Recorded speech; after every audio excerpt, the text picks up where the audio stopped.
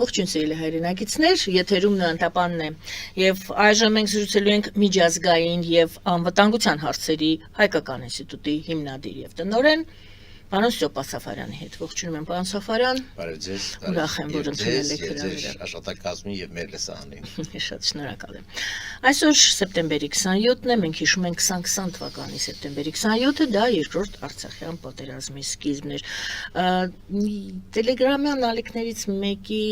հեղինակի կարծիքով այդ օրը մնալու է Հայաստանի պատմության մեջ ոչ միայն որպես երկրորդ Արցախյան պատերազմի սկիզբ, այլ օր, որը կիսեց մեր իրականությունը, կիսեց մինչ այն, ինչ մինչ այդ օրն էր, եւ այն իրականությունը ստեղծվեց, որը այժմ մենք տեսնում, չգիտեմ համաձայն եք, որ կիսվել է, այդ օրը կիսել է մեր իրականությունը, եթե այո, ապա ինչպիսին է 2020 թվականի այդ սեպտեմբերի 27-ից հետո, այդ 44 օրի ավելի շուտ պատերազմից հետո ստեղծված իրականությունը համեցեք։ Շնորհակալություն, իհարկե հարցազրույցը այն սեպտեմբերի 27-ի օրով անհնար է սկսել չհիշատակելով դա եւ նաեւ չհիշելով մեր այն բոլոր նահատակներին ու հերոսներին, որոնց պարտական ենք եւ որոնց նաեւ շնորհիվ այո, որ այստեղ տաղավարում նստած զրուցում ենք։ Մենք հաճախ մեր երևի թե ժողովրդի մեծամասնության կրթությունից, մենթալ արժանապատվությունից է գալիս միշտ ավելի շատ այսպես հորատեսությամբ նայել այն ինչը կա։ Ես հիմա կբացատրեմ ինչի նկատի ունեմ։ Չգնահատելով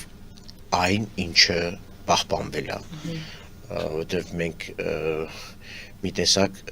այդ մոտեցման արժեզրկում ենք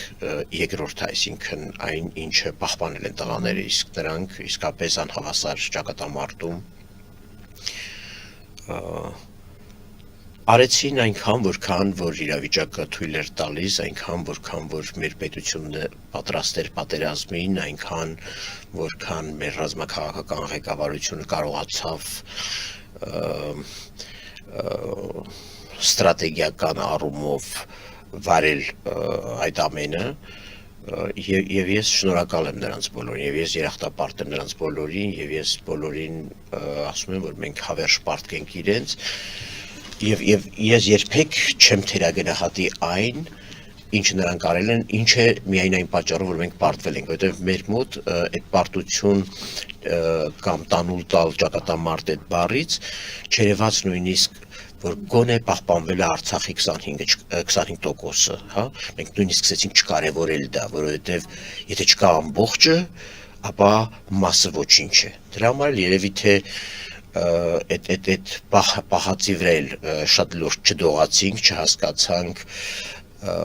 թե էլ ինչ անել, որպեսզի չգա սեպտեմբերի 19-ը, հա, 23 թվականի։ Ես խորապես համաձայն եմ տված գնահատականի հետ, որ մեր պատմությունը, մի տեսակ եւ իրականությունը արդեն դարձել է մինչեւ սեպտեմբերի 27 եւ դրանից հետո։ Ես համաձայն եմ, որ հասարակության մի զգալի մասը, երբ հետանայում մեր պատմությանը, ինքն էլ հասկանում է ինչի մեջ ենք եղել եւ ինչու ենք հասել այս հանգրվանին։ Բայց ես համաձայն չեմ, որ մենք ամբողջությամբ ենք գիտակցում հետ պատերազմյան իրավիճակ, որտեղ ելի եմ կրկնում, եթե մենք հասկանայինք, թե ինչ ահռելի ուրեմն փոփոխությունների հետ գործ ունենք, մենք երևի փոքր ավելի սթափ ու խելոք կլինեինք նոյեմբերի 9-ից հետո եւ չէինք անի այն, ինչը արել ենք, չէինք կորցնի այն ժամանակը, ինչը կորցրել ենք եւ չէինք ունենա նաեւ երկրորդ աղետը արդեն Լեռնային Ղարաբաղի մնացած 25%-ի կորստի տեսքով։ Եթե կուզեք, սրանք կարող ենք բացել, բայց խոշոր առումով մենք ստիպված ենք, մենք պարտադրված ենք ուղղակի հասկանալ, որ այլևս ուրիշ իրականություն է եւ այդ իրականության մեջ պիտի ձևեր գտնել ոչ միայն հարմարվելու, այլ նաև եղածը պահպանելու։ Այստեղից կներեք հարց է բխում, ինչ է այսօր, դուք ասում եք չէինք գնահատել, չէինք արժևորել, չէինք գուցե եւ գնահատականը տվել, չնայած 2020 թվականից սկսած ի վեր բոլոր եւ քաղաքական միտքը եւ քաղաքական գործիչները, բոլոր վերլուծաբանները, բոլորը մտածում են լավ, ինչն էինք սխալ արել, ինչու եկանք հասանք այդ կետին 2020 թվականի սեպտեմբերի 27-ին ինչու հասանք եւ դրանից հետո այո 23 թվականի 19-ը ինչու տեղի ունեցավ, բայց դա ամբողջը մենք հիմա խոսում ենք անցյալ ժամանակով։ Հիմա իմ հարցը ինչ գնահատական մենք այնուամենայնիվ տվեցինք, որպեսզի դա սողացող չգա հասնի մեր այսօրվա օրին եւ չշարունակվի կորուստների շրջանը։ Ես դրա համար ասացի, որ անգամ նոյեմբերի 9-ից հետո մենք դասեր չքաղեցինք, ամբողջությամբ դասեր չքաղեցինք, բոլոր դասեր չքաղեցինք։ Ինչի նկատի ունեմ։ Նախ Իմ քննադատությունները Հայաստանի իշխանություններին բացարձակապես այլ դաշտում են, քան ընդդիմադիրների եւ միգուցե շատ այլոց քննադատություններ։ Ինչու, որովհետեւ նախ մենք շատ շուտ պիտի տեսած լինեինք ռազմավարական բալանսի փոփոխությունը։ Ռազմական բալանսի փոփոխությունը շատ տեսանելի էր։ Ադրբեջանը ռազմական պոտենցիալի առումով իհարկե մեզ տասնյակ անգամներ էր գերազանցում։ Ես դիվանագիտական բալանսի Բայց ես դա եմ ասում։ Ես հենց դա եմ ասում, մենք չտեսանք, թե մենք պիտի շատ ավելի արագ տեսած լինեինք, որ Ադրբեջանը ստեղծում է պատերազմի հարցում դաշնակից պետություններ։ Եվ մենք պիտի շատ արագ տեսած լինեինք, որ մենք պատերազմում գեթ մեկ դաշնակից չունենք։ Անգամ չունենք Ռուսաստանին, որին համարել ենք դաշնակից։ Մենք պիտի շատ արագ նկատած լինեինք Ռուսաստանի քաղաքականության փոփոխությունը, որը տասնամյակների խնդիր է։ Ես այս առումով դեռևս ազգային ժողովում 2008 թվականի աշնանը մի ելույթ ունեցա ամբիոնից։ Ցավում եմ, որ այն ժամանակ արգելված էր ընդդիմադիր պատգամավորների խոսքը հանրությանը հասցնելը, բայց այդ ելույթը իմ հիշողության մեջ մնացել է, որովհետև դրա նկատմամբ անգամ իշխող կոալիցիայի պատգամավորները անտարբեր չմնացին, լռություն էր դահլիճում։ Իհարկե ցավալ եւ այդ ելույթը նրա մասին է, որ Ադրբեջանը եւ Ռուսաստանը արդեն իսկ ռազմավարական գործընկերներ են եւ ռազմավարական գործընկերության հուշագրում, հռչակագրում, որը միջպետական պայմանագիր էր, ամրագրվել է, որ ուղղակի Ռուսաստանը ամեն ինչ անելու է, որպեսզի Կոսովոյի տարբերակ չլինի Արցախի դեպքում, որպեսզի Արցախի հակամարտությունը լուծվի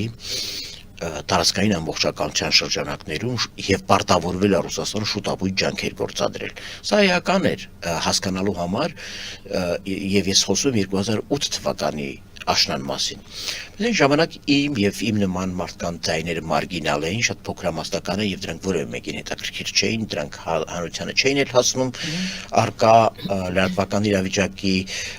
պատճառով։ Բայց ինչևիցե հասանք 20 թվականը, հայտնաբերեցինք, որ պատերազմի առաջին շաբաթվա ընթացքում մեր դաշնակցի արտգործնախարարը ուղղակի երկար ծավալուն հարցազրույց տվեց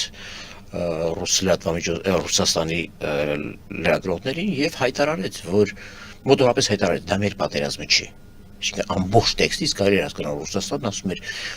Արցախի վրա հարձակումը դա իմ պատերազմը չէ։ Եվ ասում էր Հայաստանին թե նախկին, թե ներկա իշխանությունները շատ լավ գիտեն, որ այդ տարածքները պիտի ուշ թե շուտ, սա իր բառերն են, ուշ թե շուտ վերադարձվեն։ Այսինքն, եթե իրենք համարում են, որ այնուամենայնիվ այդ տարածքները պիտի վերադարձվեն, սա շարունակում է իրանք չեն էլ միջամտելու այդ պատերազմին։ Հիմա ինչու եմ սա ես հիշեցնում,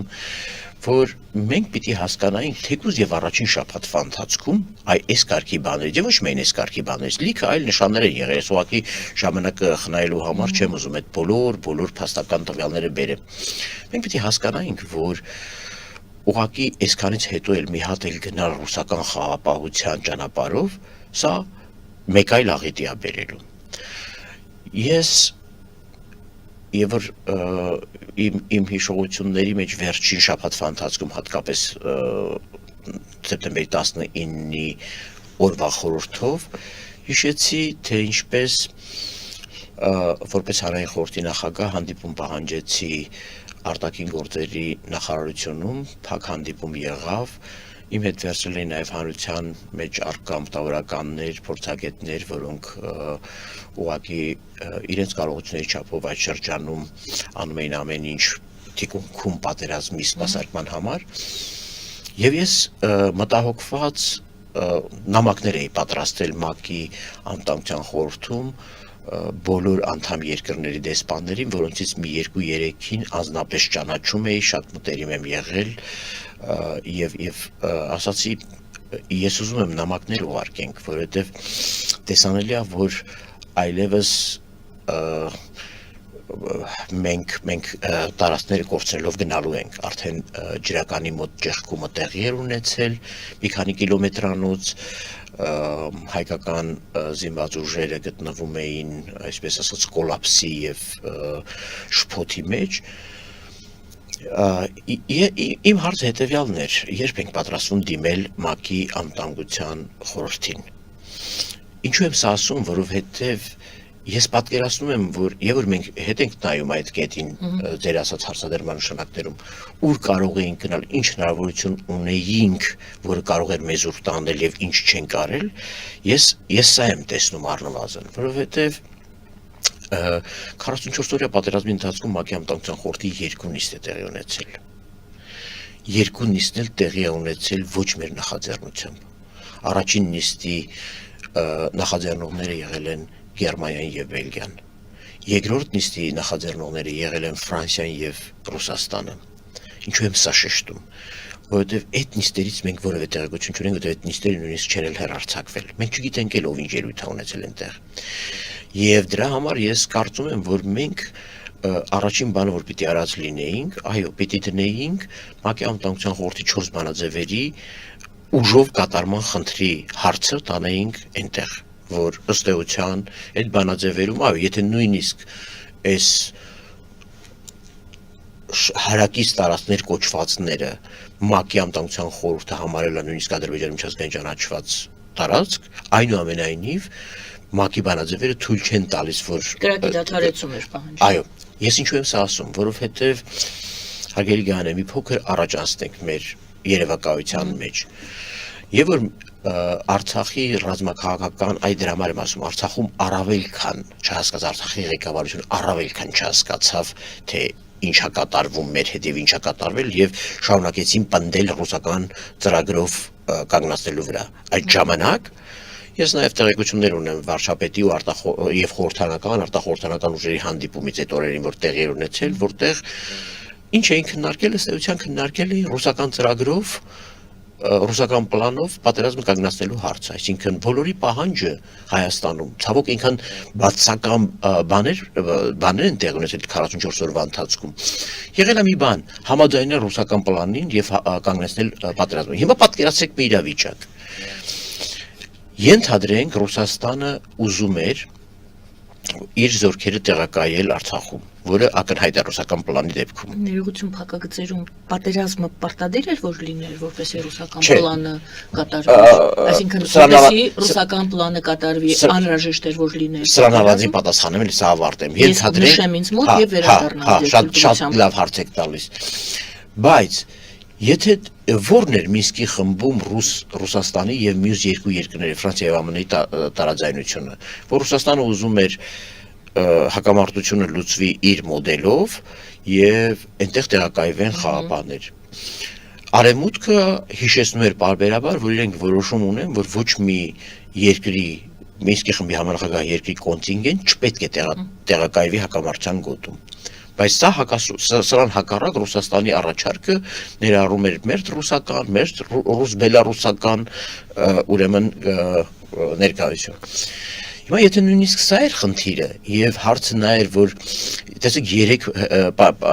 փորձ եղավ 44 օրյա պատերազմի ընթացքում պատերազմը կանգնեցնելու, բայց եկեք հասկանանք նաեւ մի բան, դա ոչ թե պատերազմի իսպար կանգնեցնելու նախաձեռնություն էր, այլ հումանիտար նկատառում, այսինքն դիերը հավաքելու, փոխանակելու համար հրադադարեր, որը պատերազմ չէր կանգնացնում։ Բայց երեքն էլ անգամ դա ձախողվեց։ Հիմա ես ինչու եմ պնդում, որ մենք պիտի դիմաց լինեինք ՄԱԿ-ի անվտանգության խորհրդին։ Որտեւ եթե նույնիսկ լուծման դաշտում էլի համաձայնեինք, այն ժամանակ գոնե չկար ուկրաինական ագրեսիան, չկար Ռուսաստանի եւ Արևմուտքի միջև այս ախռելի հակադրություն եւ արժակատումը, գոնե եթե նույնիսկ ռուսական խաղապահները էին տեղակայվելու, գոնե դա լիներ ՄԱԿ-ի մանդատի ներքո։ Ահա թե ինչու եմ ես պնդում, որ մենք 44-օրյա պատերազմի ժամանակ պիտի այդ հարցը տանեինք ՄԱԿ-ի Անվտանգության խորհրդի նախկինում կայացած 4 բանաձևերը։ Եվ եթե չկարողանայինք նույնիսկ հասնել միջազգային խաղապահ կոնտինգենտով կանգնեցնելու խնդրին, առնվազն գոնե ռուս խաղապահները Արցախում գտնվեին մանդատի ներքո, որ եթե 23 թվականի սեպտեմբերի 19-ին չկատարեին նույնիսկ իրենց պարտականությունը կամ դրանից առաջ 9-8 ամիս շրջափակումը, այսպես ասած, դիտարկեին, այդ ժամանակ գոնե մենք կարողանայինք ավելի անցավ միջազգայնացնել խաղապահներին, գոնե ռուսների հեռանալուց հետո այնտեղ բերել այլ կոնտինգենտ եւ արցախցիները ուրեմն այսպես տնավեր չլինեին եւ չկորցնեինք նաեւ Արցախի այդ 25%-ը, որի պաշտպանության համար պարտական ենք 4000 զոհերի, տասնյակ հազարավոր տղաների, ովքեր պատերազմում ներդրում են ունեցել եւ բոլորին վիրավորում են ստացել։ Հիմա ինչու եմ ասում սա։ Եվ իմ հիշողության մեջ այս ամբողջին ես եկա գիտեք, եւ որ 23 թվականից հետո դիտեցի Սամվել Շահրամանյանի հարցազրույց, որտեղ ասում էր ես գնացի կեսօրին, եւ որ արդեն սկսվեց հարձակումը Արցախի վրա, ես գնացի ռուս հրամանատարի մոտ եւ ասեցի այսպես, եւ այլն, բա ինչ եք պատրաստում ան, ասեց ցավոք ոչինչով օգնել չենք կարող։ Հիմա ես դա եմ ասում, եթե մենք այլընտրանք ստեղծած լինեինք, Ռուսաստանն էլ իմանար, որ Արցախում իր, այսպես ասած, ուխտադրուժ դավաճանական պահվածքը կամ թեկուզ թուլամորթ պահվածքը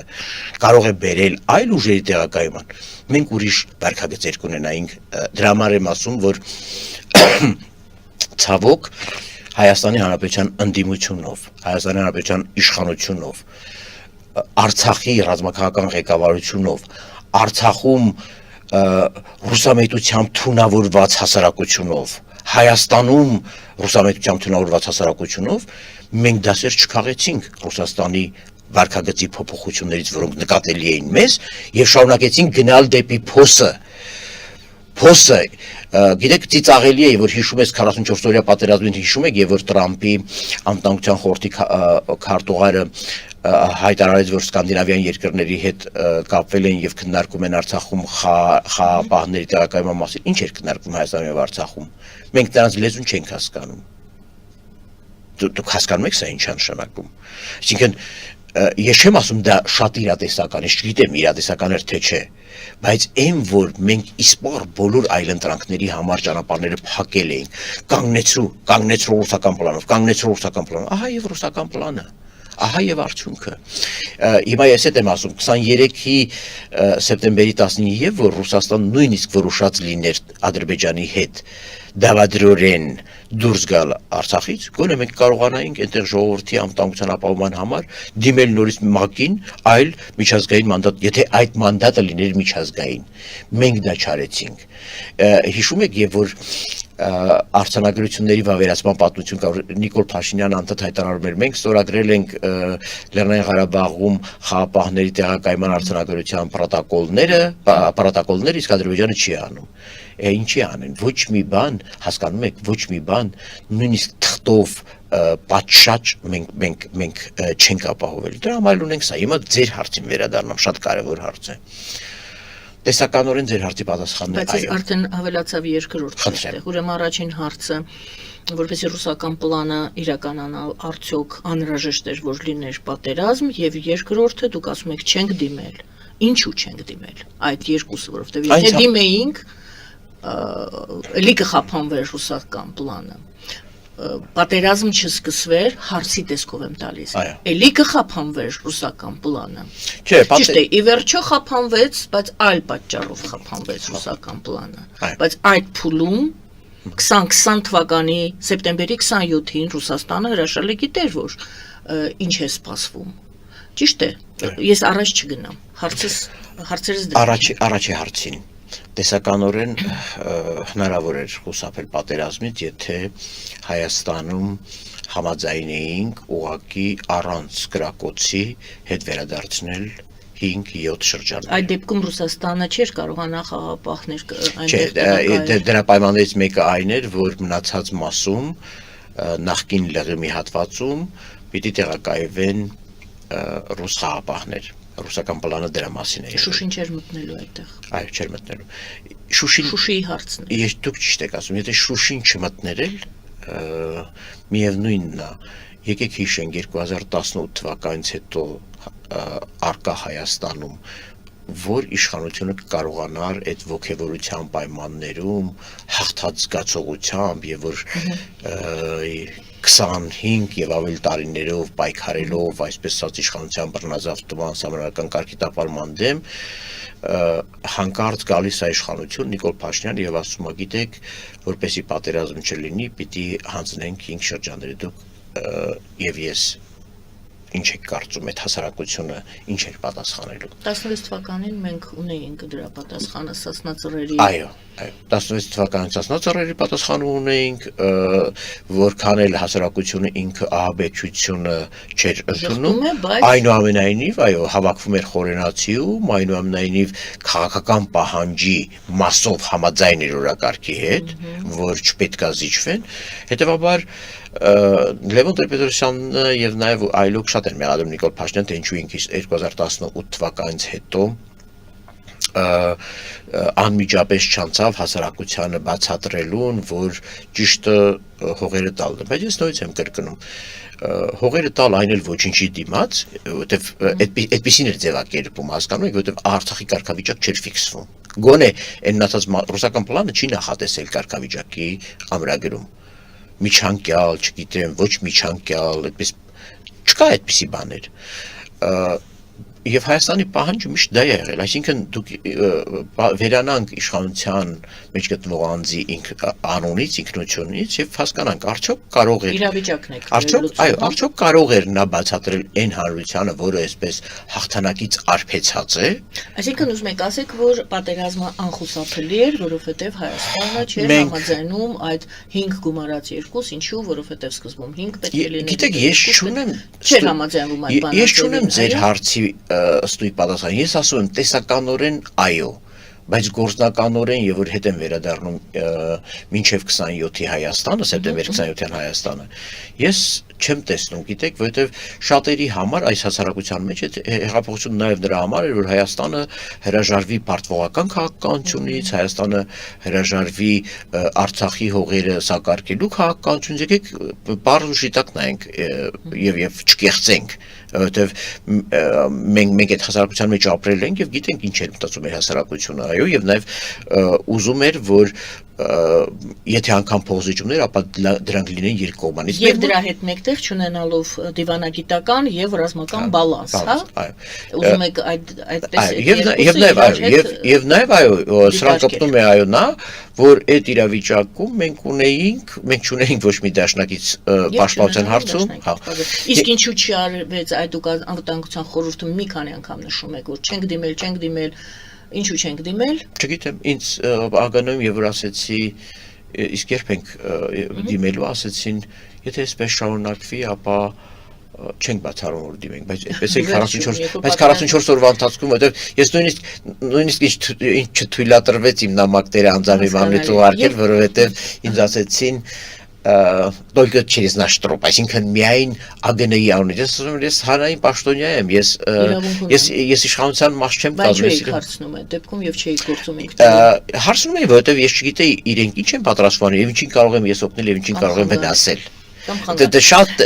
լուրջ պահ էր։ Հասկանալի։ Եվ շեշտադրումը նույնիսկ եմ կրկնում։ Ես արդեն այդ ժամանակ ընդունում եի, որ վերջ։ Ես տեսնում եի Ալիևի քայլերը։ Նա գալիս է ՄԱԿ-ի անվտանգության խորհրդի բանաձևերի կատարման ճանապարհով։ Բայց այնտեղ կար հիմա մեկ հարցել եւ հետո կասենք ուրեմն եթե մենք բաժանեցինք մինչ եւ հիման վերջին հարցը մինչին վերաբերալ, մինչ պատերազմին է վերաբերում իրավիճակին, այնուամենայնիվ Մինսկի խմբի այդ ԵԱՀԿ Մինսկի խմբի այդ ստորագրած փաստաթղթերում կար ուժի չկիրառման գործոն կետ պահանջ, ինչու պատերազմը հնարավոր դարձավ եւ ինչու չկանխվեց, չկասեցվեց, հենց նույն Մինսկի խմբի այդ կետի համանախագահության այդ կետի որովհետեւ բոլորը հոգնել էին այդ ստատուս քվոից Եկեք բարձ խոսենք։ Ամերիկայի մեծանանքներն էր հոգնել ստատուս քվոից, Եվրոպան էր հոգնել ստատուս քվոից, Ռուսաստանն էլ ուզում էր հին ստատուս քվոն փոխարինել մեկ այլ ստատուս քվոյով, բայց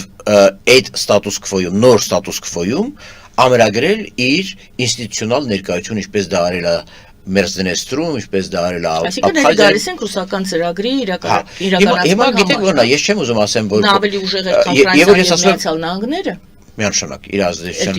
երյակի մեջ։ Միանշանակ։ Գիտեք, այնպես չի որ Միացյալ Նահանգներին կամ Ֆրանսիայի կամ Եվրոպային ասում են, որ նրանք Ռուսաստանի հետ դավադիր ինչ որ բան են արել։ Դες է ստացվում։ Չէ, այդպես չի։ Կամ ավելի թույլ են, քան Ռուսաստանը։ Թույլ են, դա գաղտնիք չի, թույլ են եւ բայց նրանք էլ էին հոգնել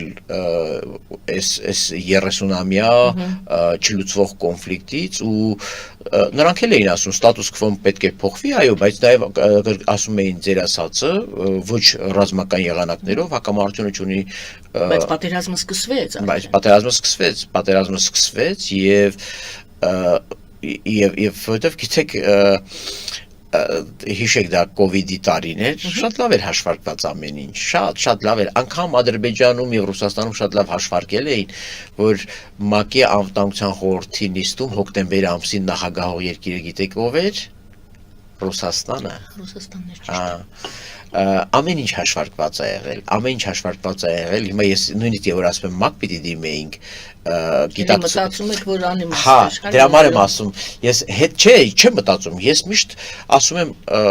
մենք պիտի քայլարած լինեինք, թող Ռուսաստանը մերժեր, բայց համենայն դեպս ես հասկանում եմ, որ պատերազմը այնքան լավ է պլանավորված, հիմա վերադառնամ Արևմուտքի եւ Միացյալ Նահանգների դիրքորոշումներին, իհարկե غلط ունեն արած կներեք արտահայտությանս բարի համար, ոչ հայկական։ Իհարկե մեղք ունեն բոլորը գործած Հայաստանի եւ հայ ժողովրդի հանդեպ։ Բայց եկեք նաեւ հիշենք մի բան, պատերազմից անմիջապես հետո Միացյալ Նահանգների դեսպանն էր Հայաստանում Լին Թրեսին, ով ամեն շաբաթ կամ ամեն ամիս հայտարարում էր հակամարտությունը չունի ռազմական լուծում, հակամարտությունը չունի, այսինքն հասկացնում էր, որ կոնֆլիկտի լուծումը իրենք չեն ճանաչում։ Այս եղանակով իրեն անընդմեջ պատասխանում էր Ադրբեջանի արտգործնախարարությունը, որ ձեր գործը չի, մի միջամտեք մեր գործերին, դուք չէ որ պիտի ասեք, բառացիորեն այնպեսի շատ փոխհարաձգություն տեղի ունեցել Ամերիկայի Միացյալ նախկին դեսպանի եւ Մամլոք Հարտուղարին չէ, որ այժմ Ֆրանսիայում Ադրբեջանի դեսպանն է։ Հիմա բայց երբ դադարեցին այդ հայտարարությունները, գիտեք, դադարեցին շատ չասեմ մի երկու տարի հետո եւ որ Արցախն էլ ինքը հարգելի գայան է պիտի իր նշանները ազդանշանները արտաքին աշխարհին ճիշտ տար Արցախն էլ պիտի տար այդ ճիշտ տալը այ էլի վերադառնում ենք այն հարցին ինչ դասեր են քաղել ինչ հետևություններ են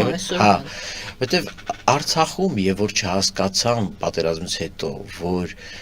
ոչ միայն մինչև 20 թվականի սեպտեմբերի 28, այլ առավել ևս սեպտեմբերի 28-ից հետո աշխարհում չկա մի երկիր, որը ասած լիներ, որ պատրաստ է ճանաչել Լեռնային Ղարաբաղը։ Հասկանում եք, այսինքն մենք անկախության հարցում որևէ դաշնակից չենք ունեցել։ Դա տարածքային հարց է, բայց իրավականով էլ է, ինչ է փորձում հայկական կողմը իրավական Դե հիմա նույնց եմ կրկնում հարցեր Ղարաբաղյան դա դուր գա որը մեկին թե դուր չգա Հայաստանի վարած բոլոր բանակցությունները 92 թվականից էսկոմ եղել են հետևյալի մասին մենք Ադրբեջանից տարածքի պահանջ չունենք Արցախի խնդիրը դիտարկում ենք ընդամենը այնտեղ ապրող 100 եւ ավելի հազար ժողովրդի ինքնորոշման իրավունք եւ պատրաստ ենք այդ ինքնորոշման իրավունքը եւ այդ ժողովուրդը այդ իրավունքը կարող է իրականացնել, եթե Ադրբեջանի հետ համաձայնության կա։ Ամբողջ եղել է նույն բանաձևն է, ինչ որ կներեք Ալիևն է առաջարկել։ Եթեական է, բադա եմ ասում, որ մենք հետ չենք նայել, ինչ ունենք բանակցություններում, ինչ այլանդակություններ են կարել, ինչ մոտեցումներ են որդեգրել, ինչ սխալներ են թույլ տվել։ Հիմա իհարկե այդքանից հետո աշխարհի ոչ մի երկիր հարգելի գայան է բացահայտ ցույցել չէր տալու, որ ես ինչ է անում, որովհետև բոլորին մենք ասել ենք, այո, այդ տարածքները մերը չի։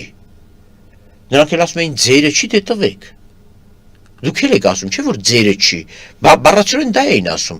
Դուք էլ եք ասել, չէ՞ որ ձերը չի։ Դրանք ենթակայեն հա մենք ասում ենք դրանք կվերադարձնեին, եթե Ադրբեջանը համաձայնի, որ Լեռնային Ղարաբաղում հանրակրվել լինի։ Հիմա այս ֆոնին ձեր ասած հարցը այնուամենայնիվ Ղարաբաղի իշխանությունները ցավոք չհասկացան եւ շարունակեցին նորից էլի պնդել Հայաստանի չհամաձայնել, ոչ մի ինքնավարություն չենք քննարկի, չենք համաձայնի, գնացեք Հայաստան, գնացեք, բանակցեք, միայն եւ միայն անկախություն։ Այն դեպքում եւ որ նոյեմբերի 9-ին եկեք ճիշտ հասկանանք, էլի, լուրջ բան էր փոխվել, որը էլի չուզեցինք նկատենք։ Մենք շարունակում ենք նոյեմբերի 9-ից հետո ասել Արցախի անվտանգության երաշխավորը Հայաստանն է։ Չկա այդպիսի բան նոյեմբերի 9-ից հետո։ Մենք բոլորս համաձայնել ենք, որ Արցախի անվտանգության երաշխավորը Ռուսաստանն է։ Նոյեմբերի 9-ին մենք ընդհանրապես փողն էինք տալի Արցախի։ Որտեղ էր երևում այդ խաղապահների։ Իսկ որտեղ է գրված եղել, որ մենք երաշխավորն ենք, այդպիսի ակտել չունենք։ Բայց Ռուսաստանը ոնց է երևում, որ ասում եք Ռուսաստանը։ Նոյեմբերի 9-ի հայտարարությունը։ Որտեղ այդ խաղապահների մասով այդ 2960 հոգի։ Այո, իսկ դուք գիտեք, աշխարհի որևէ մի որոնք հետո վերջում պարզվեց, որ դիտորդներ էին զենք ու զրահ։ Բա Հակեգյանը, ես դա այդ հարցն էլ էի բարձրացնում։ Ես կարծեմ նույնիսկ մենք ձեր տաղավարում խոսել ենք սրա մասին։ Ես անդադ հարց էի տալի, ասում եի կարող եք ինձ բացատրել, աշխարհում այսպիսի հակամարտության գոտի չեմ տեսել, որտեղ խաղապահները տեղակայվեն հայկական եւ հայկական զինված ուժերի թիկունքում։ Ասենք քարտեզը նայում էիր, խելագարվում էիր։ Խաղապահները որպես կանոն լինում են կողմերի միջև։ Այո։ Ոչ թե կողմերից մեկի թիկունքում։ Իսկ դրանք մեր թիկունքում էին։ Եվ բացում էի Ռուսաստանի պաշտպանության նախարարության ամփոփագրերը, քարտեզները նայում էի։ Ցնդում էի ուղղակի ասում էի, ես ինչ ենք անում։ Ես խի ենք անում։ Եվ որևէ մեկ այդ հարցը չբարձրացրեց, ընկերներ գնացեք զբաղացեք ձեր իրական տեղը։ Դա Ադրբեջանի եւ Լեռնային Ղարաբաղի զինված ուժերի միջև միջանկյալ տարածքն է։ Գնացեք ձեր պալատկաները այնտեղ խփեք։ Գնացեք ձեր բազաները այնտեղ դրեք։ Ոչ թե եկեք թիկունքում բան արեք։ Մենք ոչ մի բան ճիշտ չենք արել։ Դրա համար եմ ասում, այսօր խոսել նրա մասին ինչ չափով ենք մենք դասեր քաղել եւ ճիշտ համակերպվել հետ պատերազմյա իրականության հետ, իմ մոտ խոր կասկածներ է դեռևս հարուցում։ Շնորհակալ եմ, գովազդ եմ ուզում հայտարարել եթերում, մի 3 րոպե ընդմիջում հայտարարենք, սիրելի հայրենակիցներ, մնացեք մեզ հետ, այս հաղորդումը հեռարձակվում է ուղիղ եթերով նաև, ովքեր ցանկանում են, կարող են Patreon-ով, մեր Patreon-ի էջով շարունակել դիտումը գովազդի եթերում։ Ֆելիչե ժամանակակից ատամնաբուժական կլինիկա։ Այստեղ հարմարավետությունն ու խնամքն առաջնային են։ Այստեղ կիրառվում են ատամնաբուժական ամենաժամանակակից տեխնոլոգիաներ, ճշգրիտ ախտորոշում, արդյունավետ բուժում, նուրբ փորձառություն եւ անհատական մոտեցում։ Սկսած սովորական մանրուքներից մինչև առաջադեմ ընթացակարգեր, այստեղ դուք գտնվում եք բարձր որակավորում ունեցող եւ փորձառու ատամնաբուժական մասնագետների ձեռքերում։ Մեր բարեկամական եւ հյուրընկալ անձնակազմն այստեղ է յուրաքանչյուր այցը հաճելի դարձնելու համար։ Ֆելիչե, ձեր առողջ եւ ամենաերջանիկ շպիտը սկսվում է այստեղից։ Եկեք եւ բացահայտեք նորարարության փորձագիտության եւ կարեկցանքի կատարյալ համադրությունը։ Երևան շիփինգ, սենսացիա ստեղ, հա։ Այո, ճիշտ եք եկել։ Սանդրոցներ Երևան ուղարկելը $2.99 օթանավով։ Այո, Իսկ եթե դոլար ուղարկես, դոլար ստանան։ այո, Իսկ որ տանեն տուն հասցնեն, էլի մի տոկոս, հա։ 2%։ Երասը ծրի է, էլի։ Ժողովուրդ սենսացիա, ծրի է։ Նորթ Հոլիվուդ Գլենդել։ Ջաքփաթ հագուստի խանութը երկրորդ մասնաճյուղն է բացել Գլենդելի սրտում, որտեղ կարող եք ձեռք բերել եվրոպական եւ ամերիկյան ընտիր հագուստեղեն, կոշկեղեն, աքսեսուարներ, պայուսակներ ամենահարմար արժեքներով։ Նաեւ կարող եք ցանկացած ապրանք պատվիրել եւ ձեռք բերել կարճ ժամանակում։ Ջաքփաթի Գլենդելի հասցեն է 1135 North Pacific Avenue, հեռախոս 818 813 2252 Ջաքփաթ հագուստի լավագույն կենտրոնը Գլենդելում։ 60-ից ավելի ճանաչված եվրոպական բրենդների ինքնատիպ, չկրկնվող եւ մատչելի ընտրանին Fortuna Home and Country House խանութ սրահում։ Նորավոճ սպասք եւ կահույք հորեկա բնագավառի համար, տեքստիլ տնտեսական ապրանքներ, ամեն ինչ գեղեցիկ կյանքի համար։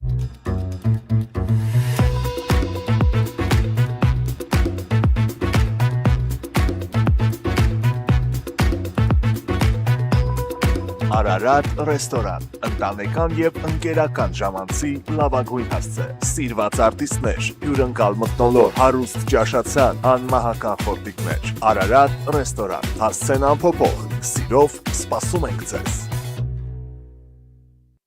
Լավագույն պաղպաղակ, բնական, համեղ եւ մատչելի գներով պաղպաղակը կարող եք ձեռք բերել բոլոր հայկական խանութներում։ Պահանջեք հայկական պաղպաղակ, Թամարա պաղպաղակ։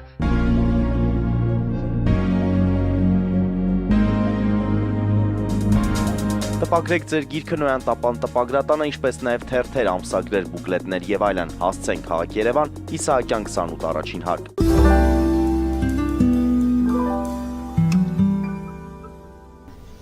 Սիրելի հայրենակիցներ, հիշեցնեմ, որ պարոն Ստյոպա Սաֆարյանի հետ ենք զրուցում միջազգային եւ անվտանգության հարցերի հայկական ինստիտուտի հիմնադիր եւ տնօրեն։ Եվ այսպես, պարոն Սաֆարյան, մենք խոսելու ենք այժմ այն մասին, թե այդ մեր սխալները, այդ դասերը, որ մենք ստացանք, այդ հարվածները, որ մենք ստացանք 2020 թվականի սեպտեմբերի 27-ին, այնուհետև 23 թվականի սեպտեմբերի 19-ին եւ այն ամենը, որը բերեց այսօրվա օրվան, կարողանալու ենք արդյոք մենք ճիշտ գնահատել այսօրվա իրավիճակը եւ ճիշտ մեզ դիրքավորել, ճիշտ հակադարձել։ Ես պարզապես մեկ դրվագ հիշեցնեմ եւ ներկայացնեմ, եթե մեր լսարանը չգիտի կամ գիտի, պարզապես հիշեցնեմ, Ալիևը ՄԱԿ-ում այդ ասամբլեայի 80 տարվա հետ կապված հավաք էր մեծ, նա շարունակում է կարծես թե պատերազմական գործողությունները, ես այդպես եմ գնահատում, գործողությունները Հայաստանի նկատմամբ, որովհետև յուրաքանչյուր իր նախադասություն, յուրաքանչյուր իր միտք նոր ական է դնում, կարծես թե Հայաստանի Հանրապետության տակ։ Եվ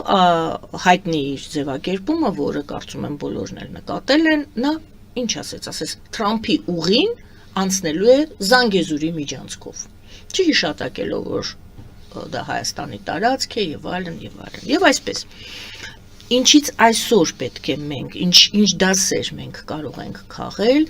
ունենալով այդ փորձը, ճանաչելով արդեն պատերազմում իրեն դրսևորած մեր թշնամուն, ճանաչելով իր խոսքը եւ գործը, այդ պաշարը, ունենալով այդ դասերը, որոնք մենք բերեցինք, ինչպես կարող ենք մենք այսօր չգործել սխալ։ Լավ հարց է եւ կարևոր հարց է ապագայի մեր անելիքները հասկանալու եւ ընթացիկ քայլերը գնահատելու համար։ Տեսեք, Ալիևի ելույթում անշուշտ տոնայնություն ամենևին խաղաղասիրություն չի։ Նա հպարտանում էր։ Նա տեսնում է, որ աշխարհում ոչ մի երկիր, այսպես ասած, բացահայտ չի ասել, որ դու ապրես, որ լուծել ես Ղարաբաղյան խնդիրը, որևէ մեկը անկեղծ ասած, ես համենայն դեպս չեմ հանդիպել, միգուցե ասենք Պակիստան, այդպես, բայց լուրջ դերակատարներ, գլոբալ դերակատարներից որևէ մեկը չի ասել, որ դու լավ բան ես արել։ Նա շարունակեց այնտեղ ասել, որ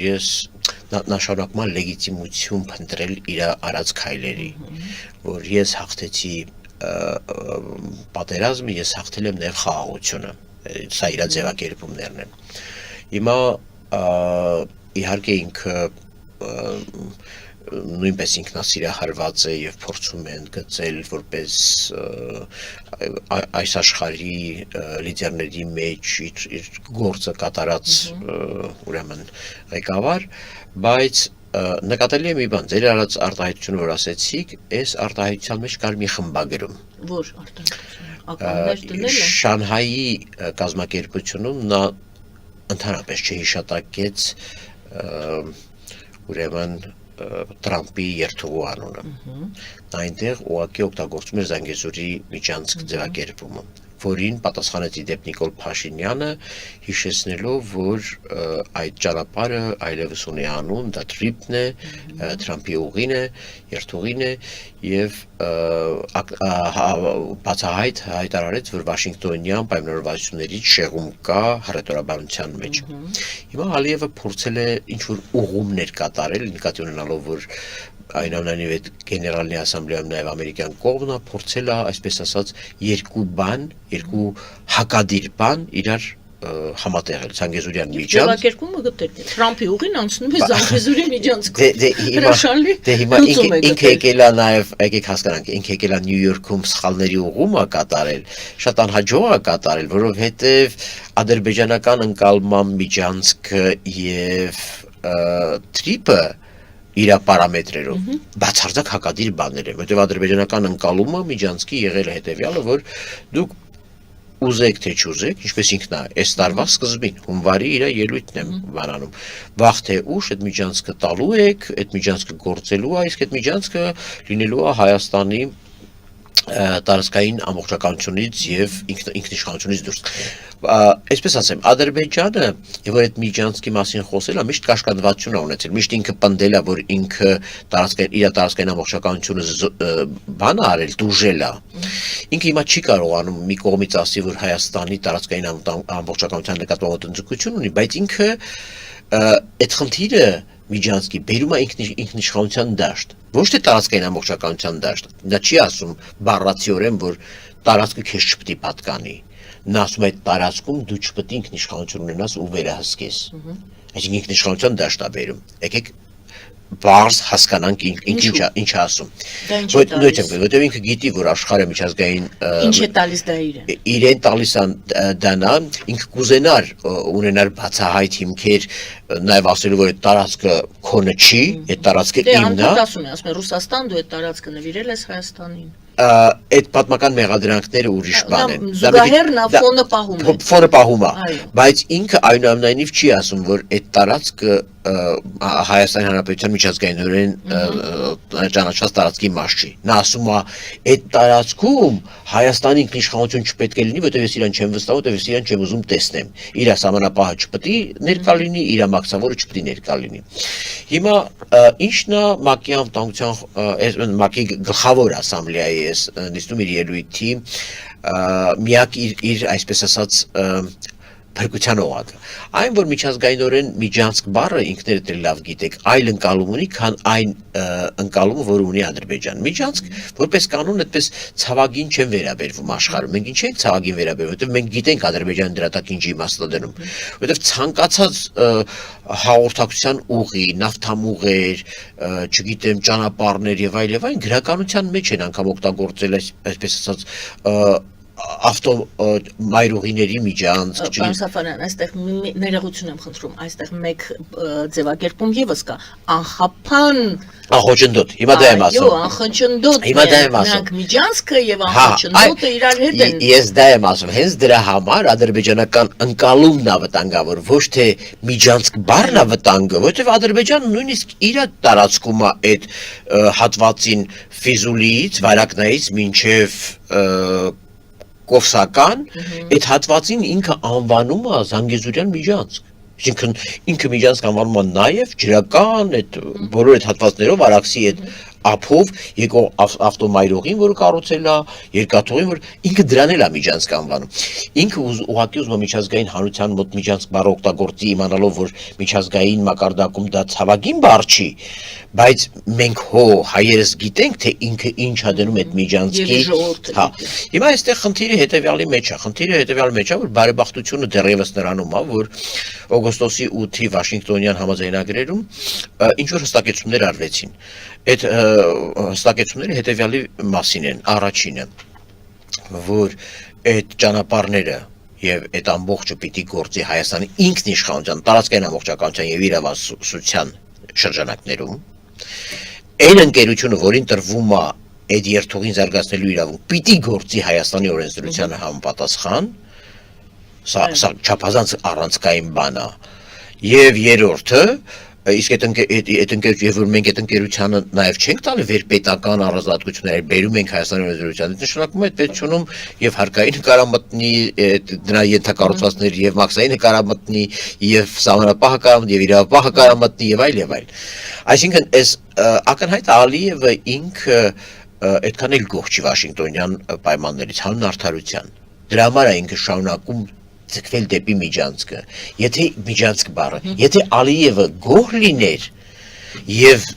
օգոստոսի 8-ին Վաշինգտոնում ստացած լիներ այն ինչ ուզում էր, հավատացնում եմ ձեզ, նա կօգտագործեր միայն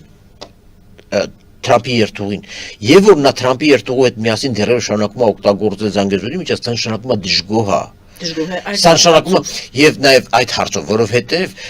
հարգելի գան է, այնուամենայնիվ Ալիևը, ես չգիտեմ, էլի հայկական դիվանագիտությունը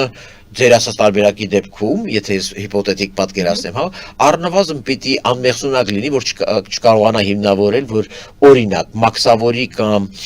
սահմանապահի արկայություն դա խոչընդոտ է։ Դուք հասկանում եք, դուք աշխարհում ոչ մի երկրի չեք կարող ասել, որ գիտեք ձեր ճանապարհների վրա, ձեր սահմանակետերի վրա ձեր մաքսավորի եւ սահմանապահի ներկայություն դա խոչընդոտ է հաղորդակցության համար, տեղաշարժի համար։ Դուք չեք կարող։ Աշխարհում ոչ մեկ ձեզ չի հավատա։ Այսինքն Ալիևը այնպես չէ, որ Ալիևի համար հեշտ է լինելու ապացուցել, որ հայ սահմանապահը եւ հայ մաքսավոր դա խոչընդոտ են։ Դա ծիծաղելի է, նոնսենս է, ինքն էլ դա գիտի։ Այստեղ անխոչընդոտը ի նկատի ունեն անխափան, այսինքն եւ որ պետությունը ինքը երաշխիք հաստատում, որ ընդեղով գնացները գնալու են գալու են։ Եվ Վաշինգտոնյան երկրորդ պայմանը, այնուամենայնիվ, որը իդեպ անցած շաբաթ հիշեցրեց Ամերիկայի Միացյալ Նահանգների դեսպանը մեր Հայաստանում, ՆԱՏՕ-ի խորհրդանական վեհաժողովի շրջանակներում եւ ասեց բառացիորեն օգտագործեց հետեւյալ բառերը, որ Վաշինգտոնյան այս պայմանները ինքնիշխանության իրավազորության նշանակում են անթույլատրել եւ խաղաղության պայմանագիրը, որը նախաստորագրվել էր կողմերի միջև, անթույլատրելի է դարձնում տարածքային ձեռքբերումները մեկը մյուսի նկատմամբ, այսինքն հասկացրեց, որ տարածքային հավակնություններ չեք կարող ունենալ եւ երկրորդը շեշտեց նորից, որ այդ ճանապարհները գործելու են Տրամփի երթուղին գործելու է Հայաստանի ինքնիշխանության իրավազորության եւ իրավասության ներքո եւ վերջապես ոչ պակաս կարեւոր է ինքը նաև հիշեցրեց, որ այն առավելությունները, որոնցով պիտի երթևեկեն ադրբեջանցիները կամ ադրբեջանական բեռները, այդ նույն առավելություններից պիտի օգտվի Հայաստանը Ադրբեջանի տարածքում, այսինքն փոխադարձության սկզբունքը հիշեցրեց։ Հիմա մեր խաղաց դասերից մեկը երևի թե այսքանից հետո այն էր, որ ինչ որ ձևով կարողացան նոյեմբերի 9-ի այդ երակոմ փաստաթուղթը, որից միայն մնացել է 9-րդ կետը, ինչպես Ռուսաստանն ասում, տրանսֆորմացնեն Վաշինգտոնյան փաստաթղթի, որտեղ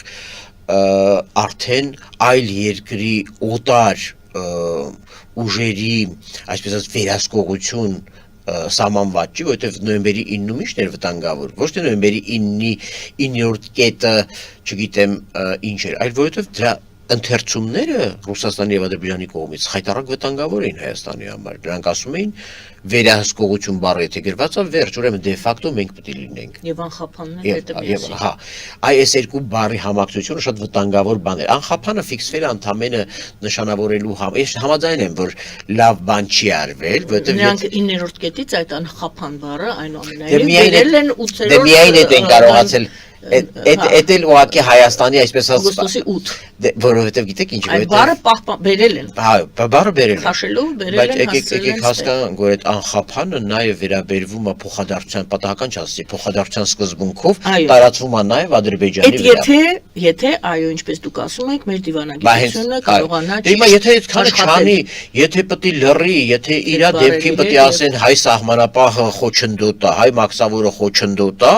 կներեք այդ դեպքում պիտի ընդունենք, որ մենք ուրիշ տեղ ենք։ Հաջորդ հարցը էլի շարունակում ենք այս նույն խոսակցությունը, այս նույն թեման, մենք խոսեցինք այն մասին, որ բալանսը խախտված է, բոլորը խոսում են այն մասին, որ երբ որ բալանսը խախտված է ուժային, ռազմական, որևիցե ձև ամենավտանգավոր ռազմավարականն է, որովհետև տեսեք շատ դեպքերում դա վտանգավոր իրավիճակ է, վտանգահարույց է բոլոր դեպքերում, մինչև դու չբերես չհավասարեցնես, ճիշտ է։ Հիմա մենք խոսում ենք ուրեմն բանակի վերազինման մասին, այստեղ հիմա խոսակցություններ եղան, կրճատում եղավ բյուջեի մեջ, թե ոչ, այս հարցին չեմ ուզում անդրադառնալ, չնայած շատ կարևոր հարց է, եթե խոսքի մեջ կարողանանք դրան էլ անդրադառնալ, պարզ կլինի, որովհետև պարզ չէ։ Փաշինյանը ներկայացրեց, որ նախորդ տարի շատ ավել գումար է ներդրվել բյուջեում այդ կամ ուղղվել այդ կետով, հիմա դրա համար այդքանով քիչ, այդ հետագայում մենք լավ պետք է ուսումնասիրվի այդ հարցը։ Երևի թե գիտեք, այդ հարցի հետ կապված նախ պիտի իմանալ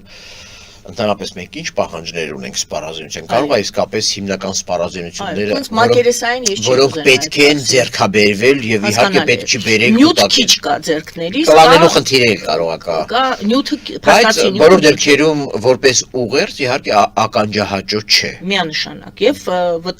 ոչ միայն ականջահաճո չէ, այլ վտանգ պարունակող եւ Անհանգստություն պատճառող է։ Հիմա դրա համար պետք է իրանք բացատրեն, որ գիտեք ինչ, կամ մենք շատ սպառազինություն ենք առել, որը պիտի յուրացնենք։ Չէ, պարտքեր, ինչ որ պարտքեր են փակել, դա նշանակում է Չէ, պարտքերի խնդիր չի, վերջո նայեք, տեսեք, մենք Ֆրանսիայից, Հնդկաստանից եւ այլ երկրներից ինչ որ բաներ գնում ենք։ Հիմա նաեւ այդ ամեն ինչը պիտի յուրացվի, սովորեցվի, վարժեցվի։ Հիմա կարող է այդ վիճակն, բայց իշխանությունը պիտի որպեսզի այդ մեր ականջներով այդ մեր մեջ սողոսկողանակություն չլինի, իշխանությունը պարտավոր է բացատրել, որ սա նորմալ է, առնվազն։ Հաջորդ բալանսը, մենք խոսեցինք դիվանագիտական բալանսի խախտվելու մասին եւ հիմա փորձում են, չգիտեմ, ես հիմա այդ հարցը տամ, մենք մտնենք ուրիշ թեմա, մենք առայսօր, լավ, մենք գիտենք Ադրբեջանի այդ ընկերական շրջապատը, ասենց ասած, հա, մեր, այսինքն գործընկերները, որոնք պետք եղած պահին կողքին են եւ այսօր էլ կողքին են։ Մենք գիտենք մեր ընկերական շրջապատը պետք եղած պահին դիվանագիտական նվաճումներ, այսպես ասեմ, կարող ենք թվարկել թե ոչ։ Եվ երրորդ ոտքը, այսպես ասած, աթոռի, հա, երրորդը, դա ներքին կայունությունն է, մենք կհիշենք հիմա Մերձավանում տեղի ունեցածը եւ կքննարկենք, թե ինչ բացի նրանից, որ շատ վատ է, որ սպանություն է տեղի ունենում եւ շարունակական կարող է բնույթ լինի, եթե դեմը չառնեն, ինչ հետևանքներ կարող է լինել, եթե ներքին անկայունություն սկսվի այս Մերձավանի դեպքից։ Եվ այսպես ինչ ընկերներ ունենք, սկսենք դիվանագիտականից։ Մենք Հայաստանի Հանրապետության իշխանությունները իր քաղաքականությունը անվանել է բալանսավորման քաղաքականություն եւ բալանսավորող քաղաքականություն, ոչ միայն բալանսավորման, այլ բալանսավորող։ Ինչ ենք բալանսավորում։ Բալանսավորում ենք, որ հանկարծ ինչ որ մեր հարաբերությունները չբերեն այլ ուղղություններից ռիսկերի, բայց առաջին բառը բալանսավորմանն է, նշանակում է, որ մենք ունենք խախտված բալանս եւ ամեն ինչ անում ենք բերելու բալանսի։ Այդ երկու բառերը շատ ոչ պատահական են, բալանսավորման եւ բալանսավորող։ Հիմա բալանսավորման քաղաքականության դեպքում նկատելի է ընդհանրապես, գիտեք, եթե մենք մի հատառույցակ կազմենք, ովքեր են մեր դաշնակիցները, ես Հայաստանի Ռոզրոցի սեմինարին խորհրդանական 10 նպատակ է առանձնացրել Հայաստանի ժողովրդավարություն, Հայաստանի դիվերսիֆիկացում, արտաքին պաշտպանական տնտեսական քաղաքականությունների, ուրեմն եւ ռազմական, ռազմատեխնիկական, Հայաստան-Ադրբեջան, սահմանազատում եւ սահմանագծում առանձնացված որպես տրեք, Հայաստան-Թուրքիա, առանձնացված Հայաստան-Թուրքիա սահմանի բացում եւ այսպես շարունակ 10 նպատակ է դրել։ Որոնք հետապնդում է քաղաքականություն, եւ գիտեք ինչն է հետաքրքիր, այս 10 նպատակում բառացիորեն մեր դաշնակիցը Միացյալ Նահանգներ, Եվրամիություն, Միացյալ Նահանգներ, Եվրամիություն, որոնք supportive էին, այսինքն աջակցող էին,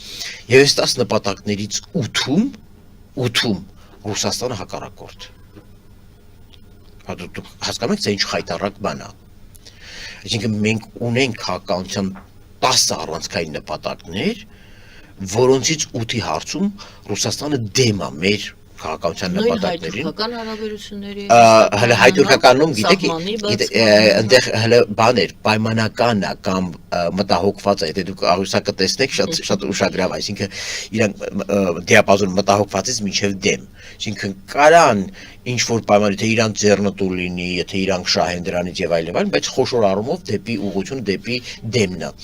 Հիմա ինչու եմ սա ասում, որովհետեւ այս ուղղությունների վրա պետք է փնտրել մեր դաշնակիցներին։ Իհարկե արևելքում նույնպես մենք ունենք դաշնակիցներ։ Իրանը համենայն դեպս ասաց, որ իդեմս ինձ դուք ունեք ոչ միայն հարևան, այլ նաև ընկեր։ Մենք պետք է շատ լավ հասկանանք, որքան Իրանը կարող է այդ ձեր ասած մենք պետք է ավելորդ հույսեր չկապենք, բայց նաև հասկանանք, թե ինչն է իրատեսական մեր հարաբերություններում։ Հնդկաստանը շատ ենք խոսում, չէ՞, իհարկե շատ բաց երկիր է, շատ լավ գործընկեր երկիր է, բայց էլի պետք է հասկանանք, էլի իրենք տեղյակ են, որ մենք այս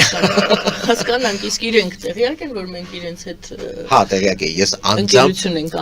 անձամբ այդ հարցը տվել եմ իրենց արտգործնախարարին, երբ Հնդկաստանում էի եւ ինքը ասեց ես Հայաստանի հարաբերությունների ամրապնդման մոլերանտ ջերմ երկրպագու եմ, բայց միևնույնն է, այնուամենայնիվ նրանց խաղն էլ ունի սպეციფიկաներ,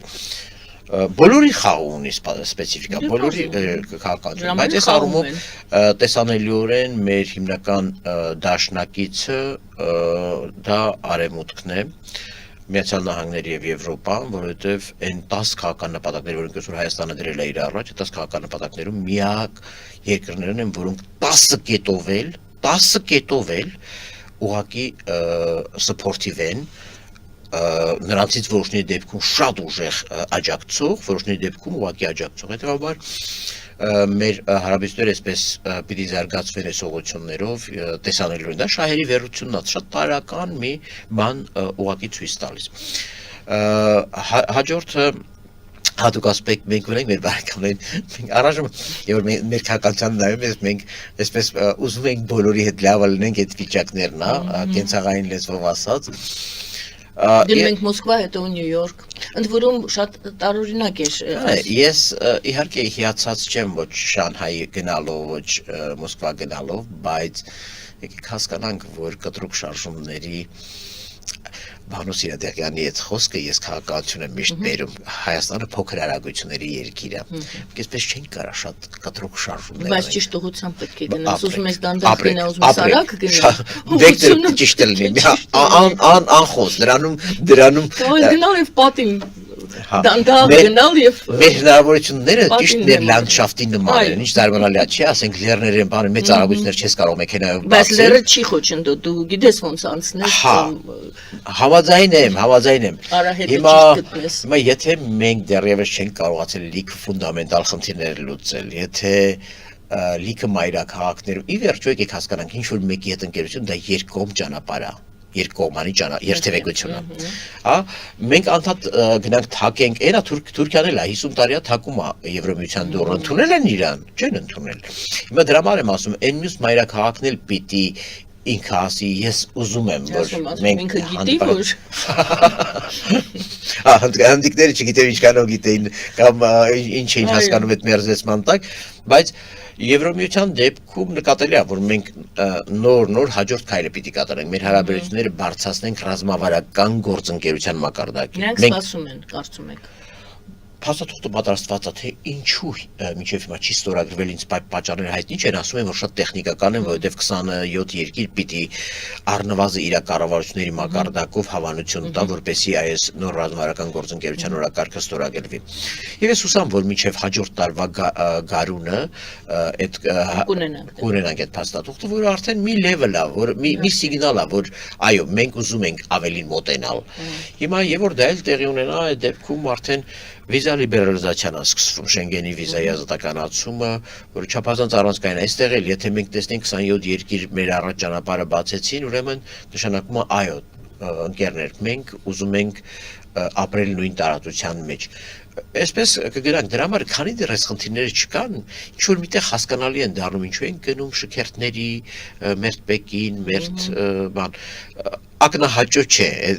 այս անգամ էլ ասեմ, ակնահաճո չէ ամենևին, բայց չգիտեմ, ես ուզում եմ խղճի առաջ բան մեզ չի գործել, հա, անկախ դրանից ով է իշխանությանը, ես հասկանում եմ ինչա կատարվում։ Բարի։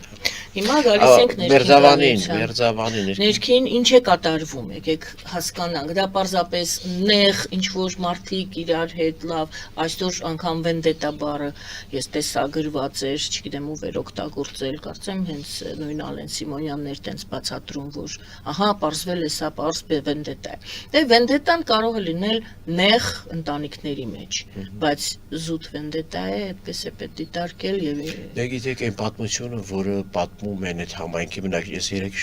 փորձել եմ շատ գրառումներ կարդամ, շատ մեկնաբանություններ կարդամ։ Ես չգիտեմ իհարկե նրանցից ամեն մեկը ինչ պատճառությամբ շահադրում փաստերը հանուն արդարության, բայց քանի որ ինքս տեղական ինքնակառավարման մարմինների ընտրություններին ես չեմ հետևել Մերձավանի ընտրություններին, ուղղակի քանի որ իմ ուշադրությունների ֆոկուսը ավելի արտաքին քաղաքականություն, ես այդքան ժամանակ չունեմ համայնքների ընտրական կյանքում, բայց ես չեմ մացել, որ այդպիսի նախապատմություն կա, որ 8 ամիս առաջ այդ համայնքում սպանվել է ուրեմն մի տղա, որը եղել է այս մի սպանության մեջ կասկածվողի հարազատ եղբայրը, ըստ որը սպանությունը, եթե 8 ամիս առաջ տեղի ունեցել մեկ այլ եղբոր տարեդարձին, այս մի սպանությունը տեղի ունեցել սպանվողի եղբոր տարեդարձին։ Մամուլը գրում է, որ համայնքապետը այդ ժամին գնացել էր նաև փորձել, քանի որ եղբայրը տնային կալանքի տակ է եւ արգելված ատեսակցություններ, ես ենթադրում եմ քրեական ոստիկանի ուղեկցությունն էլ պատահական չի եղել, որը նաև հանուն արդարության ինչ որ շատ մտահոգիչ բանի մասին է ասում, որ փորձել է եղբորը երևի շնորհավորի կամ այցելի, համենայն դեպս թերթերից մեկը այդպես էր գրել, որ ճիշտ է ընտանիքը բացատրում է, որ գնացել էր նոր շինարարությանը վերահսկելու, տունը կառուցելուց եղել համայնքապետը, բայց ասում է դա եղել է իր եղբոր ծննդյան օրը եւ ուզեցել է ինքը շնորհավորի, ուղղակի չի հասցրել, որովհետեւ սպանել են արդեն, իսկ նա նախորդ սպանությունն էլ տեղի ունեցել իրենց եղբոր ուրեմն սպանվողի եղբոր տարեդարձի օր, այսինքն անգամ սիմվոլիկաները եւ ես տեսա այդ տղային կասկածյալին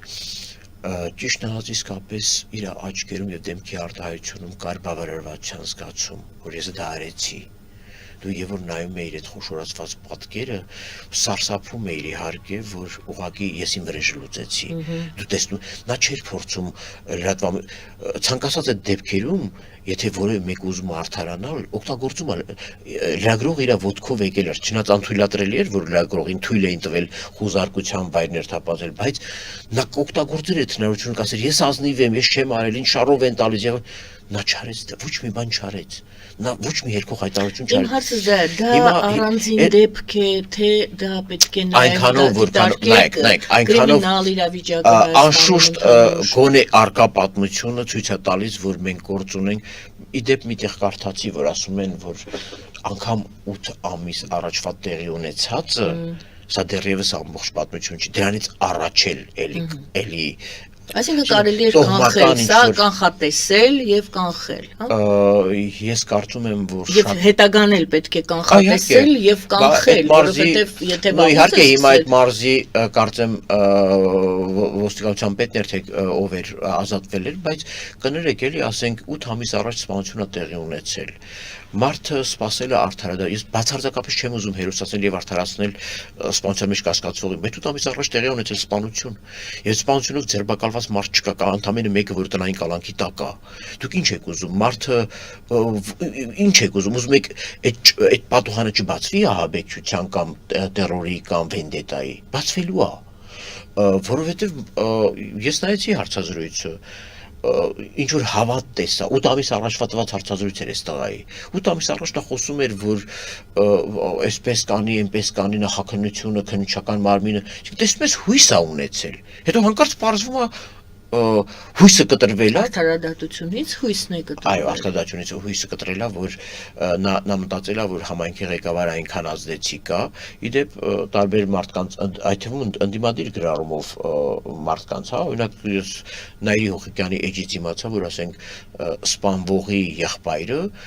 ներքին գործերի նախարարության գլխավոր քարտուղարն է սպանվողը ինքը եղել է ոստիկանի ուղեկցությամբ քրեական ոստիկանի։ Հասկանում եք, ինքն կասկածյալը մտածել է, որ նա ունի այնքան ազդեցիկ կապեր, որ կարողանում է իր եղբորը պահի արդարադատության Այսինքն այստեղ գալիս ենք հանգում ենք անվստահությանը, արդարադատությանը, դատարաններին եւ քննչականներին։ Ասել սա ուղղակի կենցաղային միջադեպ է, այնուամենայնիվ սպանվողը համայնքի ղեկավար է եւ նա ստացել է համայնքի զգալի հատվածի աջակցությունը։ Ընդդիմադիր լինելու հանգամանքը։ Չէ, դա ինձ համար ակնհայտ է, այդ հիմարությունները, որոնք այդակղված հրապարակ նետեցին ընդդիմության կողմից, իրականում նվերեին Նիկոլ Փաշինյանին, որտեղ Նիկոլ Փաշինյանի իշխանությունը հիմա ասում է, տեսեք, մեղադրում եք, որ կասկածյալը ԿՊ-ի թիմին է հարել, պարզվում է նա ԿՊ-ից դժգոհ է եղել, որովհետև պարզվել է ԿՊ իշխանության օրոք, կարող է ինչ-որ համայնքի ընդդիմադիր ղեկավար այնքան ազդեցության լծակներ ունենալ արդարադատության վրա, որ իր եղբորը պահի, այսինքն նվեր են տվել իրականում այս իշխանությանը բան անելուց, շատ այսպես լավ չափալախ տալու ընդդիմությանը։ Բայց ես դրա մասին չեմ ուզում խոսեմ։ Ի վերջո առաջիկայում ընտրություններ են եւ այս տրամադրությունները, այս տոհմական թշնամանքը, որը շարունակելու է բևեռացված պահել այդ համայնքը, կարող այո նաեւ շատ այլ բաներ ունենալ, էխոներ եւ արձագանքներ ունենալ 6-7 ամիս, 8 ամիս հետո, որովհետեւ եւ ինձ առավել քան մտահոգում է, որ այսօր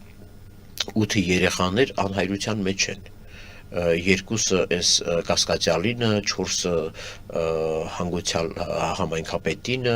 եւ 2-ը քրեական ոստիկանին։ Դուք հասկանում եք, եթե թողենք տոհմական թշնամանքով խնդիրները լուծվեն, արդարադատությունը ուշանա, արդարադատություն չլինի, եթե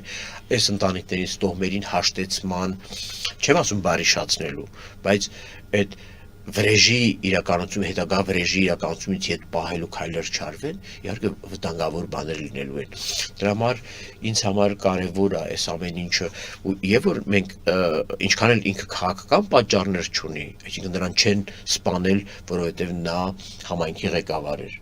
Այս ասպեկտը կարա կասկածյալի վարկածում լինի այն առումով, որ